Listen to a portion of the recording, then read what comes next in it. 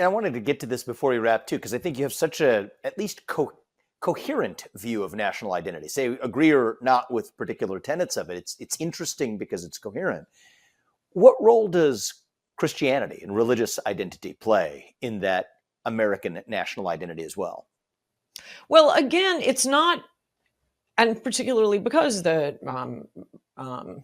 original Americans were fleeing religious persecution. You can be any religion you want to, and observing that freedom and holding to it is part of what should be imbued in you as an American. Absolutely respect.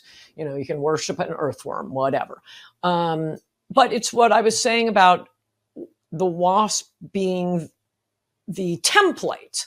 That's the word for it. The template that everything else grows around. So I'm sorry, I'm repeating myself, but there just is a lot about Presbyterianism or Protestantism that supports, that dovetails with a free country, that believes in freedom of speech, that believes in freedom of religion, I won't say worships success, but admires success instead of revering poverty. Mm-hmm. The refusal to bow down to authority. Could you vote for a non-Christian for U.S. president? I think so. Yeah. So that's for you less on the hierarchy of backstop security policies versus taking a look at lineage, at least from a birthright citizenship perspective. Yes, only because the longer, like I say, it's hard to learn these what Americans kind of take for granted. And yes, you probably have it. I know my friend Miguel Estrada had it. I know a lot of first generation immigrants are already somehow deeply imbued with the American creed, with the American ideal, but it's a backstop. The longer you've been here, the more it enters you by osmosis. And I think that's why the framers wanted the president to be natural born. Yeah. So interesting. I mean, I find you fascinating. I think we view each other through a very interesting prism. I may take some liberty here, but I think you see in me or the other friend you've referred to, oh, what a good exception to the rule. And what about somebody to actually help do a good job for this country? And let me help you, even though, while I couldn't have voted you for president, let me root for your success in a good-hearted kind of way.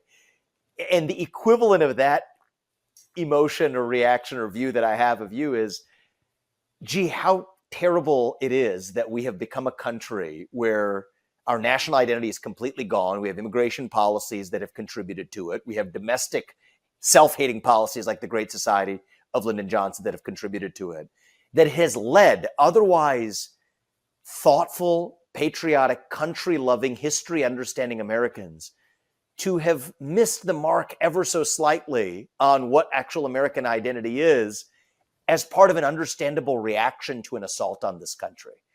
And I think that the counterpart to your, I'd say, favorable but couched reaction to someone like me being the U.S. president or running for U.S. president is my reaction to, I think, what you represent is a view of many Americans who rightly, if we were having this conversation against the backdrop of sensible immigration policies, whose sole goal was to advance the national interest of the citizens who were already here, the backdrop of a shared language that we could all share in common, English, as the single national language of the United States, which I think is a no-brainer, against the backdrop of actual policies that embody those basic Protestant values, including the value of hard work, embracing and lionizing success, and maybe not worshiping it, but lionizing it rather than vilifying it.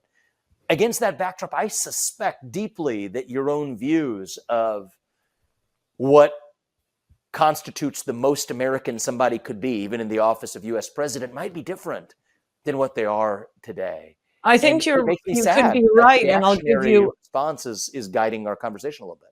I think you could be right, and the example I would give to back up, I'm not necessarily agreeing, but this is the something I'd give you to back up your position. JFK was the first Catholic president, and like I say, there was actually a couple of centuries of no, we don't trust the papists. but that was before his brother Teddy's 1965 Immigration Act, and I think people were perfectly comfortable with that. There's a President Kennedy joke that asks if the Pope and the Constitution disagreed, which would you defer to? And his answer was neither. Let's describe him. Did he actually say that? No, it's just what we think he would have said. Oh, okay, got it. Based on his policies. But no, I don't think there was, and I think I'm right. Has there been a Catholic president since then? I don't think so. I don't believe so, no. And I think it's very interesting. Well, Joe Biden, I mean. Oh, yeah, well, you're right. Okay, that's like JFK, neither. Yeah, there you go. Yeah. Subscribe to The Truth Podcast today on Apple, Spotify, or wherever you get your podcasts.